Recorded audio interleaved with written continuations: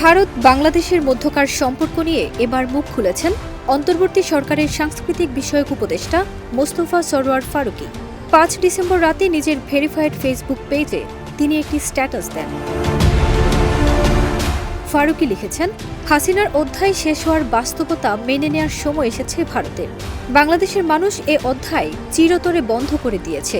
ভারতীয় বন্ধুদের বোঝা উচিত যে গণহত্যার দায়ে অভিযুক্ত একজন খুনিকে আতিথ্য করা বাংলাদেশি জনগণের অনুভূতিতে আঘাতের শামিল। তিনি লেখেন, এমনকি ভারতীয় সংবাদ মাধ্যমগুলো যত সব বিভ্রান্তিমূলক প্রচারে হুমড়ি খেয়ে পড়ে। অথচ এমন পরিস্থিতিতে বাংলাদেশের সঙ্গে একটি নতুন সম্পর্কের সেতু গড়তে পারত ভারত, যেটি বুদ্ধিদীপ্তের পরিচয় হতো। তিনি আরও লেখেন, ভারতীয় বন্ধুদের মনে রাখা দরকার যে তারা এমন একজনকে আশ্রয় দিয়েছে যিনি ছিলেন একজন অত্যাচারী, টানা ৩টি নির্বাচনে ভোটের অধিকার ছিনতাই করেছে, $২৩৪ বিলিয়ন পাচার করেছে, যার মতের বাইরে যাওয়া হাজারো মানুষকে হত্যা করেছে। গত জুলাইতে যার সংখ্যা ছিল ১৫০০, আরও অসংখ্য মানুষকে গুম করা হয়েছে, যারা এখনও ফিরে আসেনি। তাহলে ভারত কেন আশা করে আমরা তাকে ভালোবাসব?